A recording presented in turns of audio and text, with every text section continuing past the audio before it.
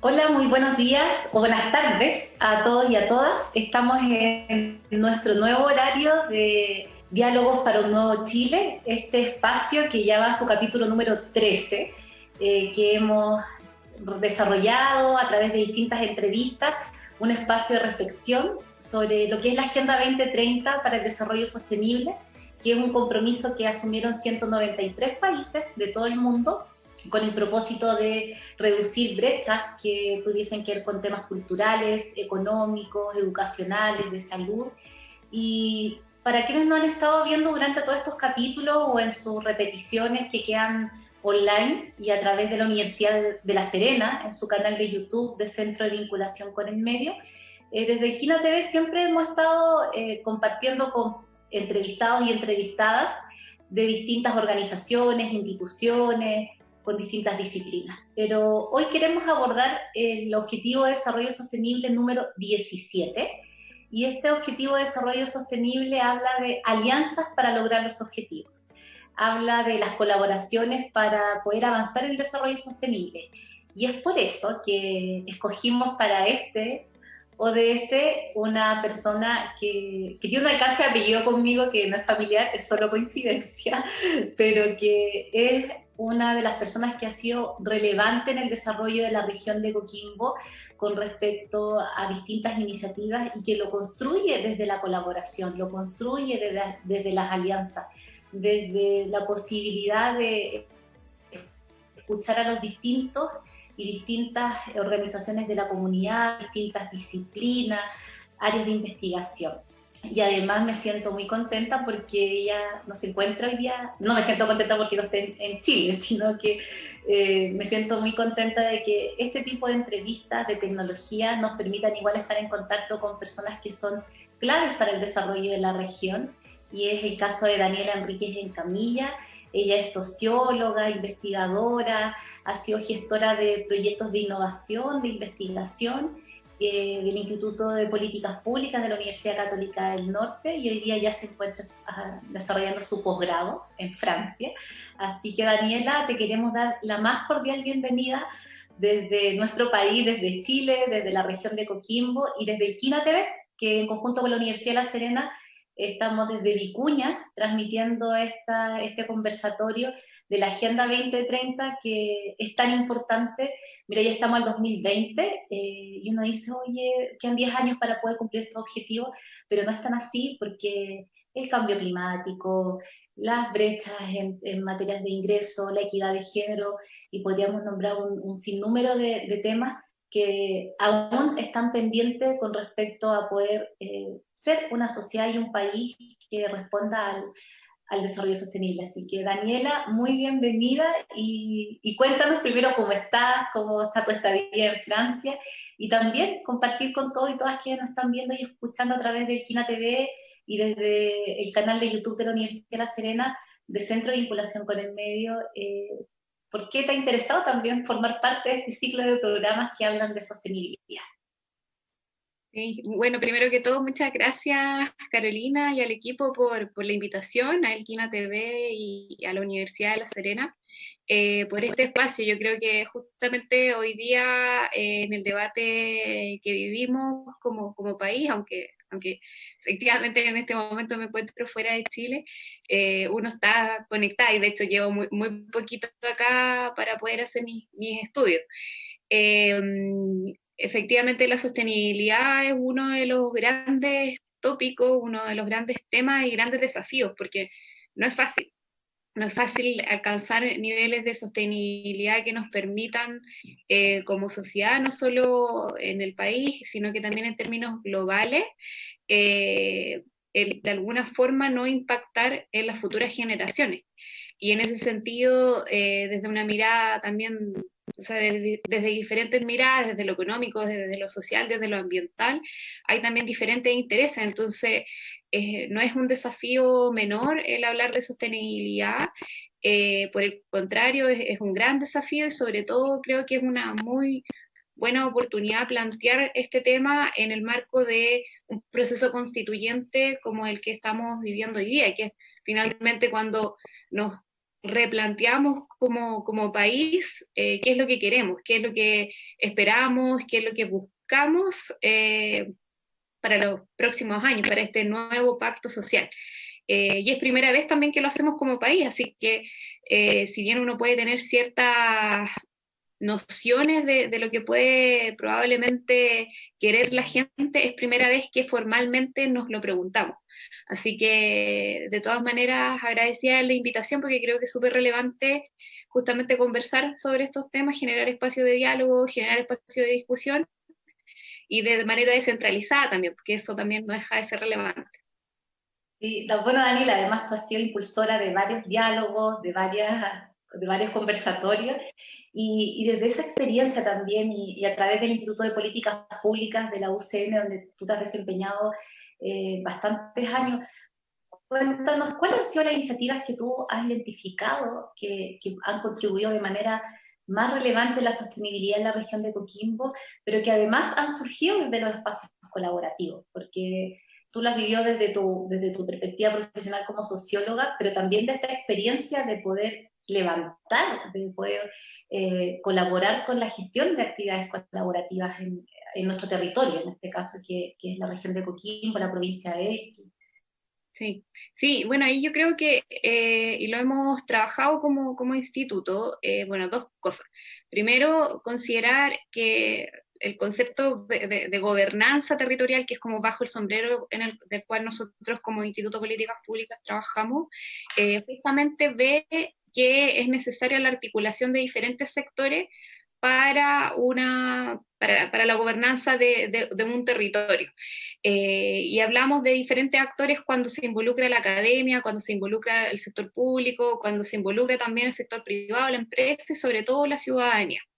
Y nos hemos dado cuenta, obviamente, que los espacios de encuentro intersectorial son pocos, no son muchos.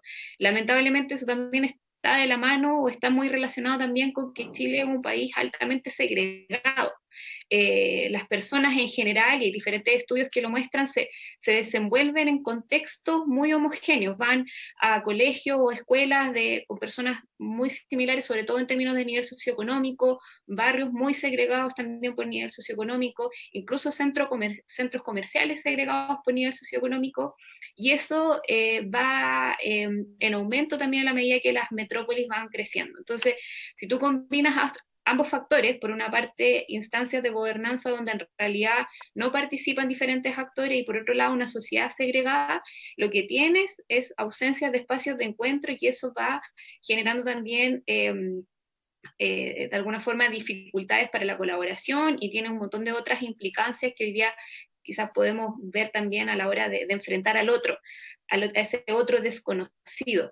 Entonces, esto en realidad es como una pincelada, un problema súper, súper complejo, pero como debajo de ese diagnóstico, o sea, pensando que efectivamente hay pocos espacios de encuentro y que eso impacta en la gobernanza de los territorios, claro, como IPP nos hemos volcado también a poder generar espacios de encuentro justamente y que la universidad en ese sentido también sea un espacio de articulación.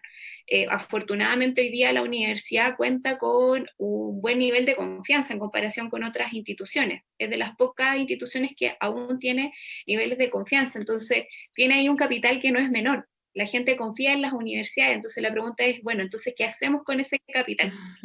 Y la decisión ahí de la Católica del Norte justamente fue crear el Instituto de Políticas Públicas para también ser un actor de articulación entre diferentes sectores. Y por lo mismo trabajamos justamente haciendo distintas actividades que permitan ese encuentro, que permitan ese diálogo y que permitan el poder conversar, generar espacio con un otro distinto, que trabaja quizás en algo diferente o que quizás tiene otros intereses, pero que al encontrarse se dan cuenta que en realidad no son tan distintos.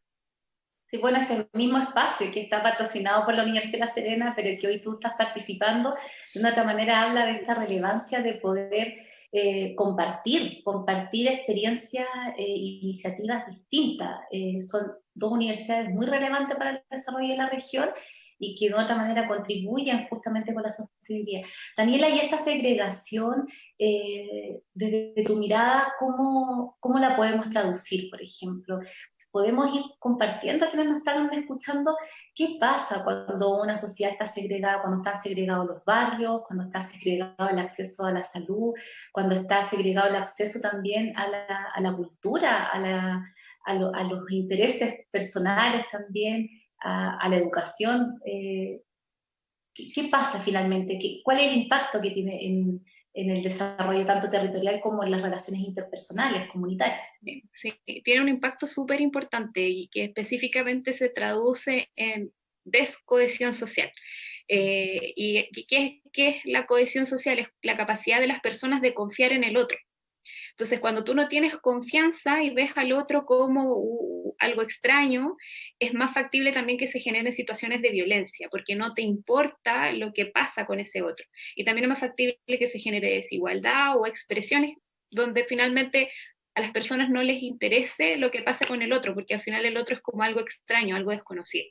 Entonces, y bueno, la confianza también tiene un montón de implicancias, incluso tiene implicancias económicas. Y en ese sentido, obviamente, va a impactar en el desarrollo, porque es mucho más complejo el ponerse de acuerdo cuando se comparten espacios, cuando se comparte un mismo territorio, cuando se comparten recursos naturales, etcétera, el ponerse de acuerdo en esa administración, en esa gestión, si no hay confianza.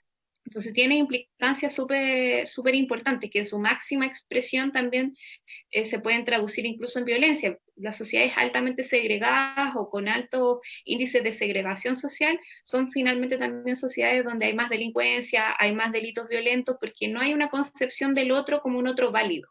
Entonces, bueno, obviamente también ahí emergen discursos de racismo, discursos discriminatorios, homofóbicos también, por ejemplo. Entonces, hay una serie de elementos que se involucran y que hacen también que sea una sociedad más hostil.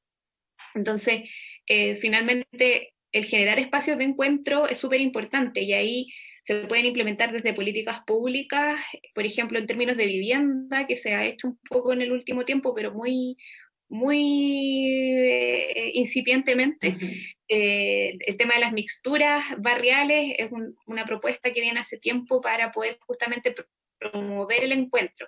El también generar espacios públicos donde la gente pueda compartir es súper importante, que la gente se vea, que la gente se encuentre y que no sea tan difícil el imaginarme, o puede ser en términos regionales, a una persona que vive en el territorio rural, o imaginarme a una persona que vive en X comuna en Santiago, que están, ¿cierto?, como estas categorías imaginarias de que X persona de tal comuna es así y asá, pero el momento que lo veo y me encuentro con él o con ella y logro conversar, se rompe ese estereotipo. Entonces, por eso también es súper importante el generar espacios de encuentro, y como te decía, puede ser desde políticas públicas, que obviamente siempre es la principal herramienta, pero también desde diferentes iniciativas de actores como las universidades o también el sector privado, que también no tiene por qué quedar ajeno a este tipo de cosas.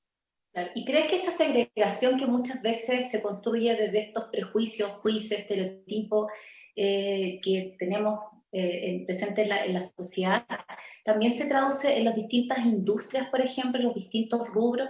Es decir, se genera segregación en las actividades productivas o en las misiones, las visiones que tengan las distintas organizaciones, y eso impacta o afecta en la forma de producir, el valor de quizás reducir algunas huellas de carbono o la contaminación, o a lo mejor no poder hacer espacios de alianzas que nos permitan de otra manera evitar estos focos de violencia que también tienen que ver con la salud mental de las personas, o inhibir, por ejemplo, la ausencia de estos espacios físicos de encuentro en los territorios, etcétera. Sí, o sea, de todas maneras, porque finalmente, si tú no conoces a ese otro, menos interés tienes o menos empatía tienes por lo que le pasa a ese otro. Entonces, probablemente, si X persona desarrolla X actividad productiva, no va a tener necesariamente el arraigo o la empatía necesaria para poder velar por los intereses de ese otro que habita ese territorio. Entonces, por eso también justamente es súper importante el encuentro, porque probablemente un empresario, por ejemplo, que tiene X actividad productiva en un territorio, pero conoce ese territorio, conoce a la gente, conoce a las personas que trabajan en el almacén, las personas que viven en las viviendas colindantes de la actividad productiva, probablemente va a tener mucha más empatía al momento de tomar ciertas decisiones. Entonces, es finalmente ponerle rostro a las decisiones, es ponerle nombre y apellido, es de alguna u otra forma justamente encontrarse con ese otro como otro válido, como persona, y removerlo de esa categoría como estereotipo imaginario que en realidad es algo desconocido e incluso malévolo, como lo que suele pasar también con las empresas, o sea, el imaginario de la empresa, del empresario, como el empresario malo. Y es distinto cuando empresario malo, entre comillas, se junta con vecina que está molesta por algún impacto de la empresa y se da cuenta que quizás hay cosas que sí tienen en común. De hecho, por eso también es interesante cuando uno ve el arraigo territorial también como un factor que favorece mucho al desarrollo, porque justamente las personas que son del territorio quieren o valoran ciertos capitales simbólicos, sociales de ese territorio y van a querer preservarlo. Entonces, el encontrarse finalmente favorece esa comunicación a dejar de verse como algo extraño y poder de alguna u otra forma generar consenso, generar vínculos sociales y generar finalmente cohesión social, que es como el resultado final de ese encuentro. Y sobre la base de la relevancia de la cohesión social, con este reconocimiento del otro o la otra, de desarraigarnos de los estereotipos, de los juicios, de estas barreras que nos autoestablecemos muchas veces o culturalmente se han ido estableciendo como estos muros, entramos entonces al concepto de colaboración versus competencia, ¿no, Daniela? Que para este ODS es muy importante hablar de alianza, y alianza de una otra manera tiene que ver con lo colaborativo. ¿Cómo están conviviendo actualmente sobre la base del estallido social, de este nuevo proceso que estamos también viviendo en Chile, la construcción de una nueva constitución, de todos estos procesos electorales, de toda una participación que está muy presente y bien en el cotidiano? ¿Qué pasa con estos dos conceptos que parece que competencia había estado demasiado invadido en nuestros corazones y de pronto la colaboración aparece como una actitud, como un valor, como un comportamiento mucho más recurrente? Las ollas comunes, también el salir a marchar, el organizarse. ¿Qué te parece todo este proceso, este fenómeno? Sí, y que justamente parte de la cohesión social está relacionada fuertemente con la identidad. ¿Qué es lo que le da como sentido a lo que somos? De alguna u otra forma lo que somos, ¿cierto? Entonces, ese relato, creo que, claro, efectivamente a través del estallido social se ha vuelto como a recomponer. Y la pregunta es, ¿cuál es ese relato que queremos proyectar para el país? Porque efectivamente cuando tú te sientes identificado o identificado con un otro como otro igual, o sea, parte del mismo relato, parte de una misma identidad, justamente se va a generar mayor colaboración. Entonces, está como todo súper relacionado. Al final, justamente esta es como la segregación, finalmente produce distintos relatos muy particulares y que no te permiten ver al otro como un otro similar a ti, no te posibilitan ver cuáles son esos elementos que compartes, esos elementos que son comunes, porque existen. ¿Cuáles son? Hay que descubrirlos, pero existen. Entonces, en base a esos elementos comunes, hoy día en realidad se está reconstruyendo un nuevo relato. Y esa nueva identidad efectivamente impulsa mayor colaboración. No es que antes no haya habido, pero quizás las configuraciones de esas identidades eran diferentes. Entonces, a mi parecer, hoy día vemos como una rearticulación, una vuelta a escribir de esas identidades que nos definen y que permiten bajar un poco estas barreras de entrada también, para poder encontrarte con el otro, poder conversar y darte cuenta de que en realidad teníamos las mismas molestias, los mismos problemas, quizás los mismos reclamos. Quizás ambos estábamos preocupados por lo mismo y no nos habíamos dado cuenta o no nos habíamos dado el tiempo de conversar y decir, oye, en realidad hagamos algo por eso. Y ahí obviamente algo que también en el último tiempo ha emergido con fuerza es el rol de las redes sociales, que igual tienen un impacto como en encuadrarte, ¿cierto?, en una realidad virtual, donde de hecho tú decides con quién compartes, tú decides a quién sigues, y si no estás de acuerdo con X, lo borras. Entonces, también esa selectividad te va creando un mundo, una burbuja también que es finalmente un eco de opiniones y que no permite mucho bajar estas barreras. Y hoy día, claro, con el estallido social, en mi opinión, se ha vivido también un proceso como de poder encontrarse con esos otros que quizás no sabíamos que compartíamos, pero hay que tener igual mucho cuidado, creo yo, de cuál es ese relato que se reconstruye para que efectivamente no sea excluyente, para que de alguna u otra forma se logren esos consensos, porque yo creo que algo que se tiene que reconocer es que la colaboración no es sinónimo de el estar 100% de acuerdo. Podemos tener diferentes posiciones, podemos tener diferentes intereses, que es lo que pasa sobre todo, por ejemplo, en la gobernanza de un territorio. El sector privado tiene un interés, el sector público tiene otro, el sector académico y la ciudadanía pueden tener otro. Y la pregunta es cómo hacemos la articulación de esos intereses, y probablemente en eso vamos a tener que ceder y también de alguna u otra forma poder encontrar un consenso que articule. Porque la otra opción es definitivamente sacar una parte de esa torta, y eso no se puede. Así es. Y ahora que mencionaste el concepto de identidad, y te voy a llevar a la regionalización, a la descentralización. ¿Cuán importante, Daniela, es que se avance en la implementación de políticas públicas asociadas a la descentralización y la regionalización? Desde esta perspectiva que tú planteas, también lo identitario genera vínculos, lo identitario genera encuentros, lo identitario también es un mecanismo de construcción, de fortalecimiento de esta gobernanza territorial. Por lo tanto, cuéntanos, ¿cuáles son los desafíos en torno a todas estas temáticas relacionadas entre sí? Sí, es súper importante la descentralización porque justamente da un pie para poder generar ese debate político regional que le pueda dar también identidad o fortalecer la identidad territorial y en base a eso tomar decisiones. Hoy día, lamentablemente, la mayoría de las decisiones se toman a nivel central. Hay autores que van a decir que no solamente tenemos un sistema político centralizado, sino que también una cultura muy centralizada. Hay un paradigma de pensamiento, ¿cierto?, que hace referencia permanentemente a Santiago, y que omite cualquier otra realidad. Entonces, por ejemplo, algo súper para mí paradigmático, cuando se habla de las 3 comunas del rechazo.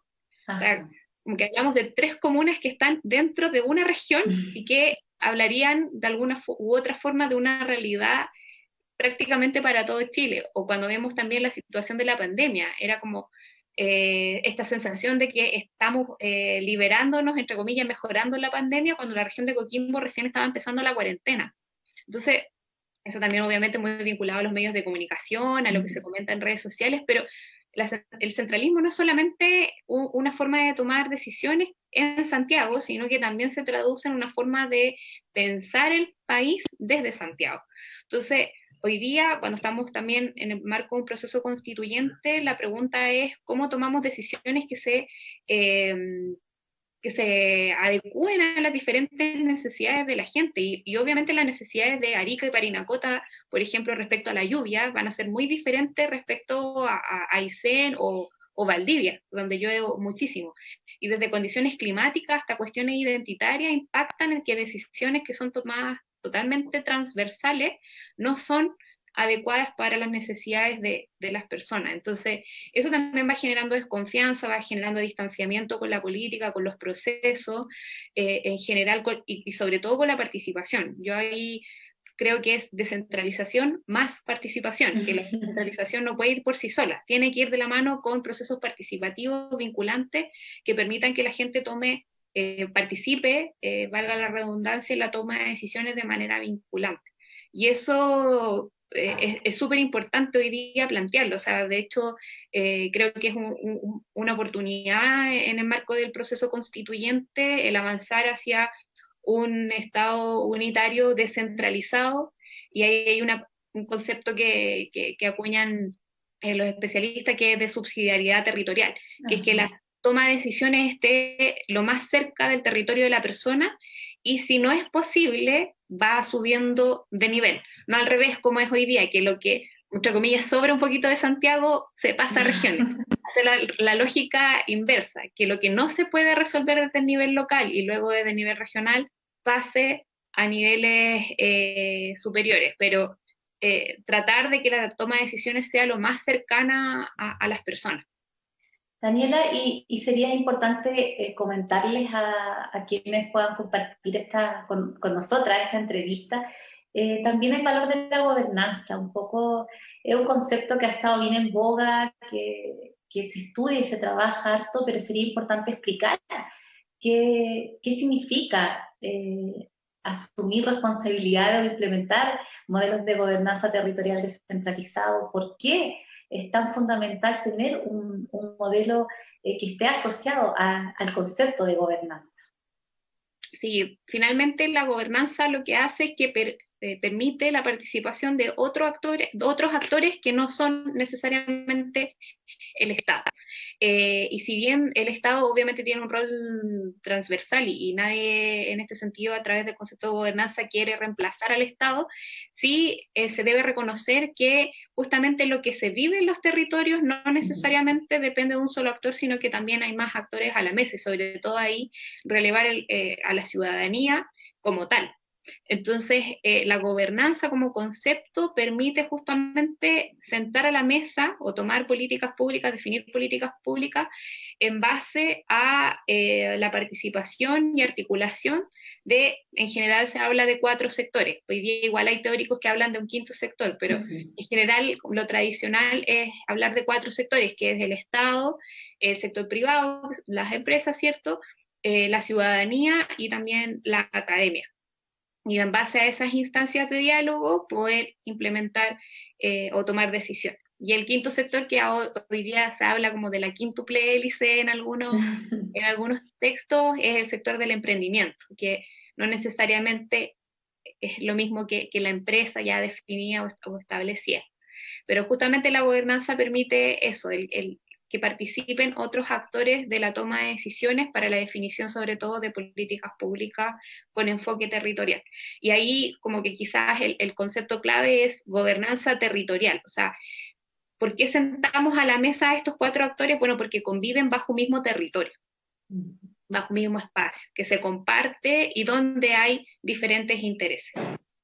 Interesante, Daniela, me parece súper importante conversar de esto, porque comunas como la de Vicuña, por ejemplo, que representan parte de la región de Coquimbo, pero que tienen características distintas a la conurbación, La Serena, Coquimbo, que es donde siempre hay también, porque también a veces se vive centralización de las propias regiones. Entonces creo que en estas comunas las organizaciones territoriales, como son las juntas de vecinos, muchas veces se han mantenido en el tiempo, porque justamente es una forma de poder construir comuna por las distancias, por las culturas, por las creencias de cada segmento, sector. Por ejemplo, el mismo tema del turismo, que acá funciona también de manera participativa, cultura, que tiene una corporación dedicada a ello, y después uno va viendo, por ejemplo, toda la línea de oficina de la mujer y oficina para las personas en situación de discapacidad, y se va construyendo un sistema que de una u otra manera va permitiendo la incorporación de todas estas miradas, y que pueden convivir y que pueden conversar.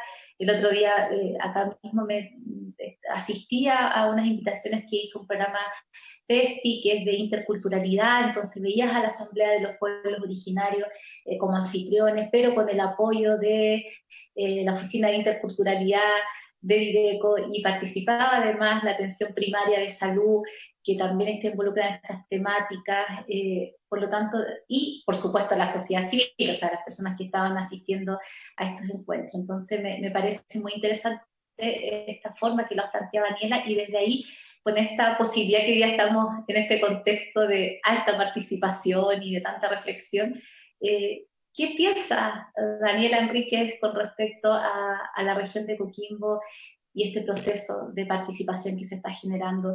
¿Dónde crees que hay que poner foco, Daniela? A veces, entre todo el ímpetu que nos alberga a todos y a todas, de esperanza, que fue uno de los resultados de las palabras que describe la emocionalidad post-plebiscito, pero ¿dónde no hay que perder el foco, Daniela? Porque a veces nos pasa que nos dispersamos en los propósitos y en esta lógica de sostenibilidad, de alianzas, de participación que tú nos has hablado, de identidad, de gobernanza territorial.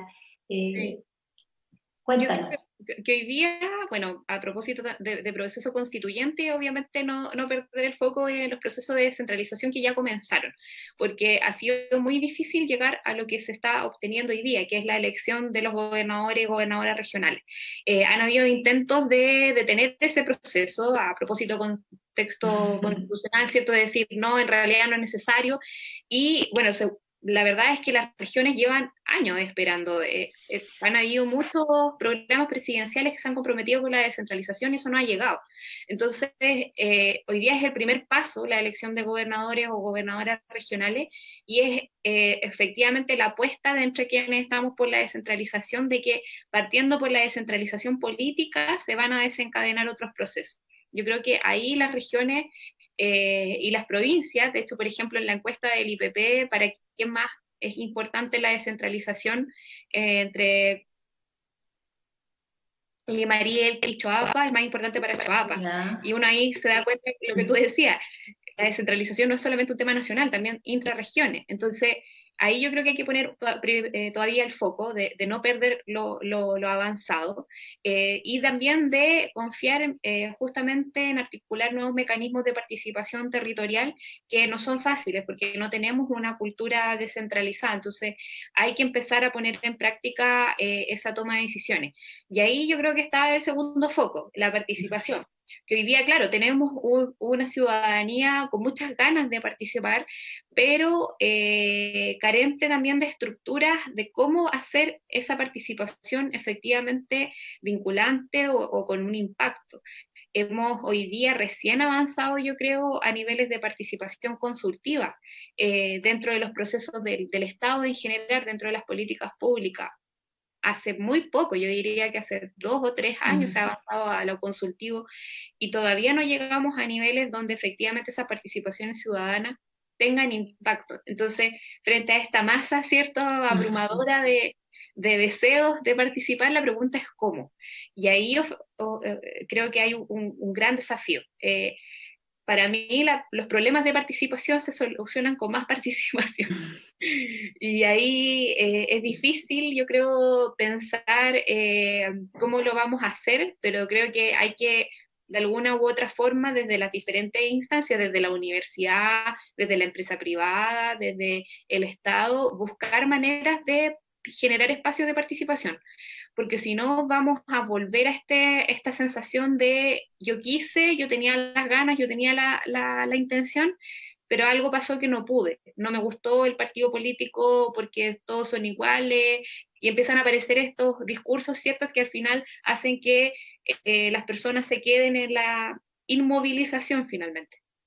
Entonces, cómo esas ganas de participar se traducen en una participación efectiva, y ahí no solamente hay responsabilidad de estos actores que mencioné, sino también de las mismas personas. La participación también tiene algo de deber.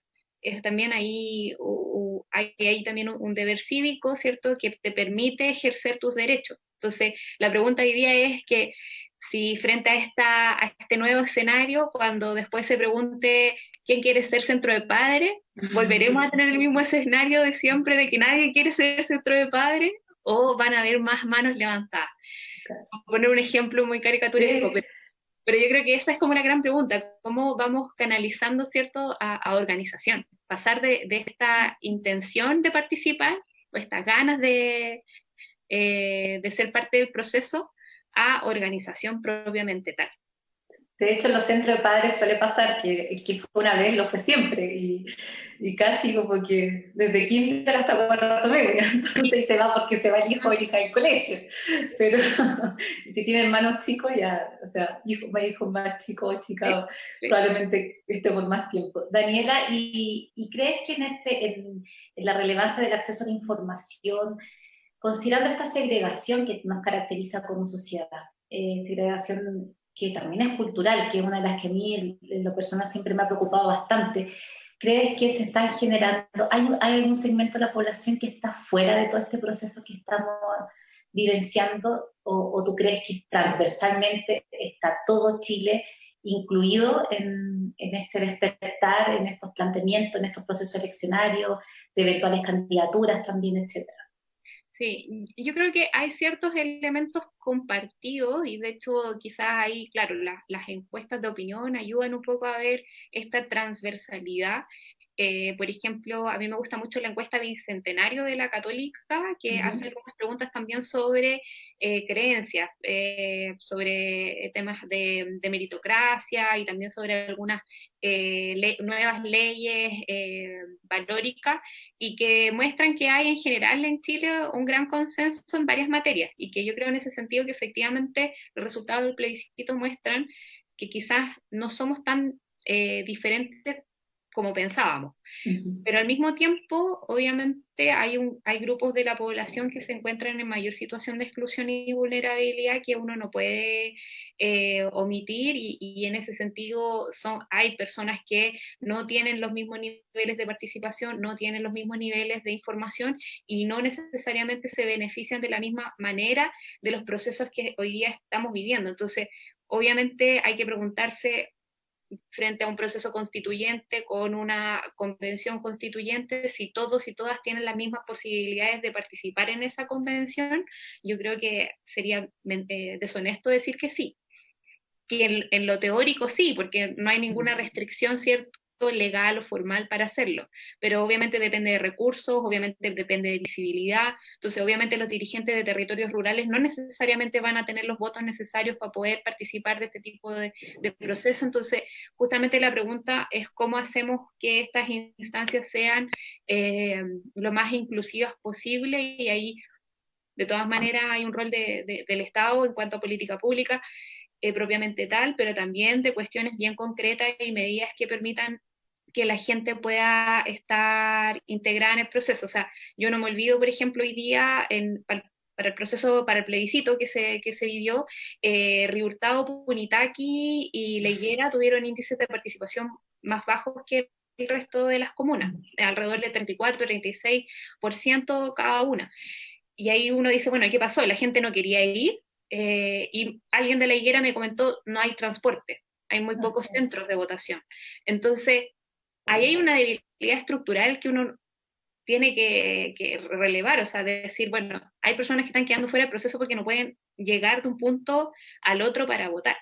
Es una cuestión estructural que obviamente tiene que ver con recursos, tiene que ver con un aspecto económico y que está dejando personas afuera. Entonces, ¿cuántas de esas situaciones hay? Yo creo que son varias, problemas de conectividad, etcétera, y que obviamente dejan a una parte de la población fuera, y hay que avanzar en eso, de todas maneras. Sí, y de hecho esas comunas también se caracterizan por tener personas que pertenecen al ciclo de vida de adultos y adultas mayores, entonces también ahí hubo una actitud un poco más pasiva de este grupo de hombres y mujeres que están en su etapa de vida, digamos, mayor, por un eventual contagio también probablemente. Claro. No sé si fue un factor determinante, pero sí influye, pero tiene que ver un poco con lo que tú planteas, que son características distintas, trasladarse de personas que también tienen a lo mejor más limitaciones que las nuevas generaciones, las personas que tienen vehículo particular, o sea, son Claro. tantos elementos propios de cada lugar.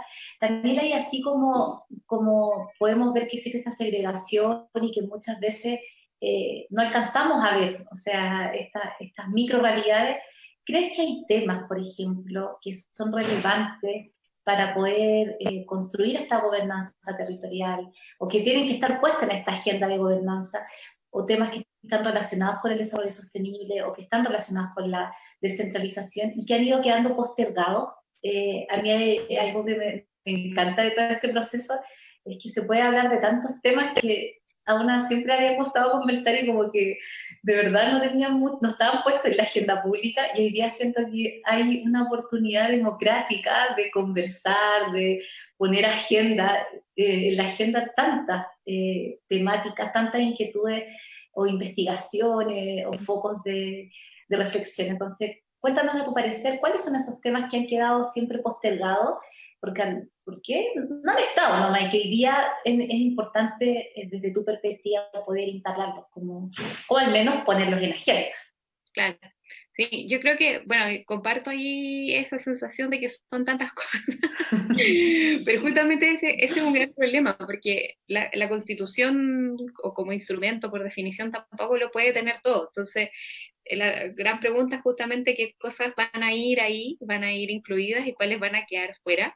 Y obviamente ahí hay mucho debate de por medio, y hoy día para mí la realidad de las regiones son súper diversas, entonces también obviamente debe haber un espacio que permita también esa flexibilidad o esa mirada que no sea restrictiva a una característica de determinado territorio.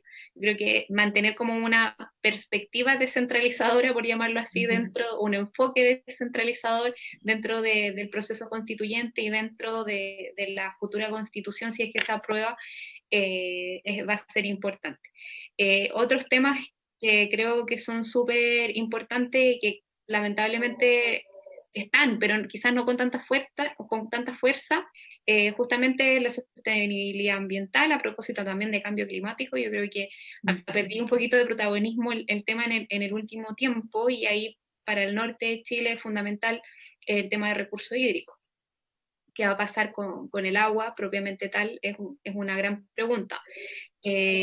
Obviamente los temas de género, la igualdad de género, yo creo que también es un gran tema. Si bien la paridad es un gran triunfo, no es garantía de que la Constitución tenga efectivamente un enfoque de género.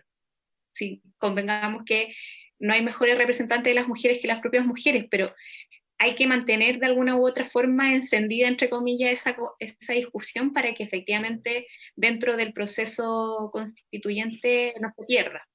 Y por otro lado, me parece también un tema que he trabajado en el último tiempo y que está como bien invisible también, es la inmigración, la situación de las personas migrantes, y también desde esta mirada que en el último tiempo ha estado más en boga, que es la participación, ¿cierto?, de los pueblos originarios, cómo reconocemos la diversidad de cada una de las poblaciones que habita Chile. Entonces, ahí también justamente las personas migrantes han quedado un poco de lado. De hecho hay un discurso bien nacionalista, porque se habla de chilenos y chilenas, y resulta que en Chile ya no viven solo chilenos y chilenas. Yo también en ese sentido, como migrante en este momento, me doy cuenta, o sea, hay una cultura también diferente en otros países donde hay más migración, y Chile ha vivido ese proceso muy recientemente. Entonces todavía hay mucha discriminación, todavía hay procesos de exclusión muy fuertes, sobre todo de racismo, y que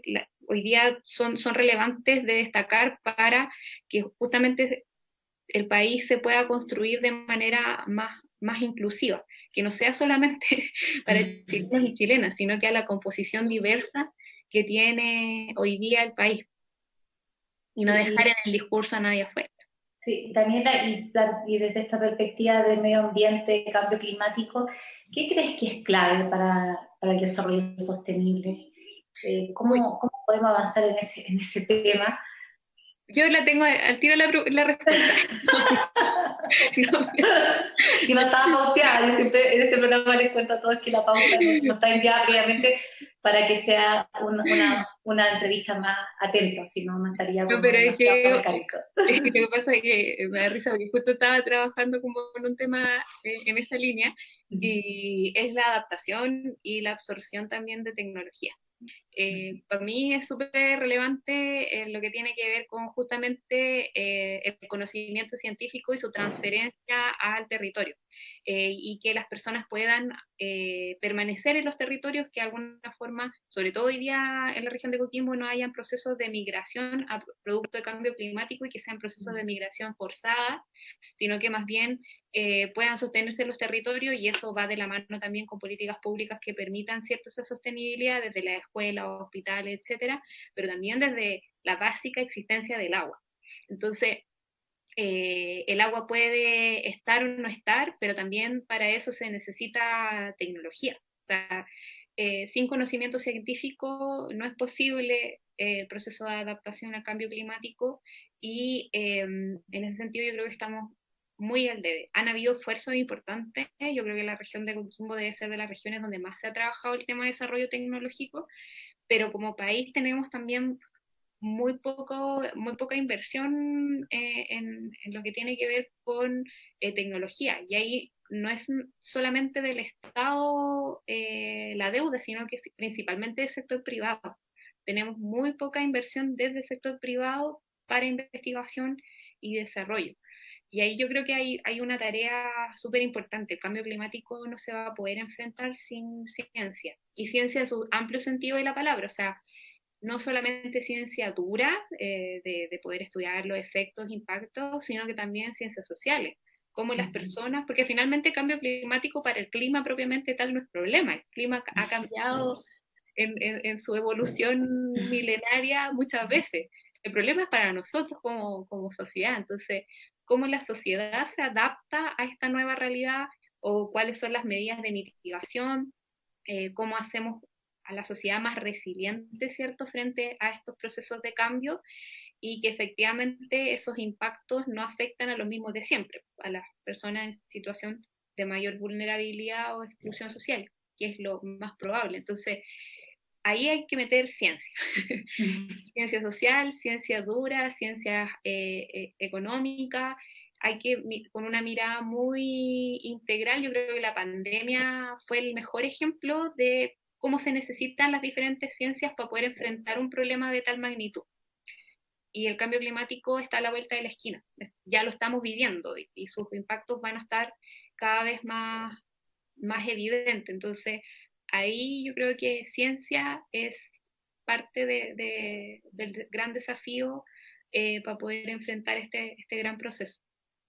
Y que tiene que ver con la participación también, porque Claro. finalmente cuando esta transferencia de las investigaciones científicas se traspasa a los distintos segmentos de la población, hay una población que también se empieza a involucrar más con las distintas realidades, por lo tanto también se incrementa la participación. Daniela, políticas públicas basadas en ciencia, que también es algo súper claro, importante, la toma de decisiones basadas sí. Incluso muchas de las decisiones que a veces ocurren con los temas, los proyectos medioambientales, fíjate tú que a veces siempre son como, incluso internacionales, expertos o expertas internacionales, ONG, las que vienen a asesorar muchas veces a los territorios para poder prevenir algún impacto que pueda ser no saludable para la población, para el territorio. De hecho, en estos últimos programas hemos dado todo énfasis que las personas se informen sobre el acuerdo de Escazú, que Chile no lo ha firmado, y que el acuerdo de Escazú, de lo que propone es el derecho a la información, comprometerse con el acceso a la información, por lo tanto que una persona sepa en su territorio qué está ocurriendo con respecto a los temas medioambientales, qué pasa con los temas asociados a la justicia, también a los derechos que tenemos todos los ciudadanos y todas las ciudadanas para vivir en un ambiente también que sea respetuoso con la vida de todos los seres vivos del entorno. Daniela, ¿qué pasa con el Nuevo Chile? Es la pregunta que siempre vamos haciendo para ir cerrando cada uno de nuestros capítulos. ¿Cómo lo visibilizas? ¿Cómo lo sueñas? ¿Qué propones para este Nuevo Chile que se está construyendo y está floreciendo entre todos y todas? Bueno, es que es una gran pregunta. Yo creo que, o sea, lo más importante, en mi opinión, efectivamente es reconstruir este relato de efectivamente qué significa un nuevo Chile. Porque yo creo que lo más importante dentro del proceso constituyente es que es una pregunta que nunca nos hemos hecho en la historia país. Entonces, es súper relevante. O sea, si de hecho uno ve la importancia de la historia, hay autores que van a decir que la historia o eventos históricos se van transmitiendo, transfiriendo generación a generación, y van marcando, van definiendo ciertas características de lo que vivimos hoy. Claro, es una gran pregunta el hacer esa pregunta a Chile una vez, o sea, el poder replantear qué es lo que queremos, cómo somos, hacia dónde vamos, y sobre todo yo creo ahí la discusión sobre cuál es el modelo de desarrollo, cuál es el proyecto país, porque efectivamente no hemos tenido instancia de discusión de ese proyecto, y puede que justamente la ciudadanía hoy día recién lo esté pensando, y ponerse de acuerdo en eso va a ser un gran desafío. Entonces, yo creo que por lo mismo la invitación más bien es que esa pregunta no se pierda, y que no se pierda tampoco en el tiempo, o sea, que no sea un momento, sino que más bien un proceso continuo de estar permanentemente reconstruyendo la historia o el proyecto de país que queremos. Y ahí, obviamente, la participación siempre va a ser súper importante, que no sea como solamente estos 2 años que, bueno, fue las elecciones de los constituyentes, fueron las elecciones de gobernadores, y de ahí nos olvidamos, y hasta la próxima fecha de votación del plebiscito, y ahí después de nuevo nos olvidamos. Yo creo que ese es el mayor riesgo, que solamente se traduzca a eso, sino que tiene que ser algo que vaya más allá. Y por último, Daniela, cuéntanos, ¿qué ha significado para tu vida personal, profesional, laboral, el tener esta decisión de trabajar siempre desde las alianzas, desde la colaboración, desde los clústeres, desde las redes? ¿Qué ha significado así en breve, digamos? Desde lo más... No, bueno, a mí la verdad que me gusta mucho también ese como ver distintos lados de la moneda. Y es interesante ser parte de ese proceso. Yo creo firmemente, bueno, el Instituto de Políticas Públicas es una institución que nosotros llamamos de frontera, porque tiene esta lógica de articulación. Es una institución académica, es una institución científica, pero que va más allá y que está en el borde. Esa lógica de borde es interesante, porque finalmente nos permite también estar como en diferentes instancias y con diferentes realidades. Y por lo mismo ha sido como un proceso de aprendizaje, no solo para la institución, para el mismo IPP, sino obviamente personal, por poder encontrarse con diferentes actores, con diferentes miradas. Es súper desafiante también, pues, o sea, de hecho por eso también tomé la decisión de poder seguir estudiando, porque siento que se necesitan muchas herramientas para poder enfrentar los desafíos que hoy día vivimos en la región y en Chile. Y espero volver con más herramientas justamente para poder entender mejor y poder ponerlas a disposición. Sí, Daniela, muchas gracias por acompañarnos en este capítulo que hablamos de las alianzas para el desarrollo sostenible, que responde a ODS 17 de esta Agenda 2030, que es una invitación para todos y todas, ya que desde nuestras acciones personales y de nuestras acciones colectivas o laborales podemos estar contribuyendo a que sea una sociedad en que garanticemos la vida de las futuras generaciones, pero también, como lo dijo el PNUD en la entrevista con Matías Cosiña, que fue otro entrevistado, sin que nadie quede atrás, que me pareció súper interesante aquello. Desearte mucho éxito también, Daniela, en tus estudios en Francia, que te vaya muy bien. Estas redes permitirán que tus aportes sigan siendo presentes en la región, porque así lo ha sido a lo largo de toda tu trayectoria desde que eres estudiante, así que muy contenta de que compartas tus saberes, tus reflexiones también, tus llamados, tus alertas también para mantener este ímpetu de transformar el entorno en que vivimos en un buen vivir.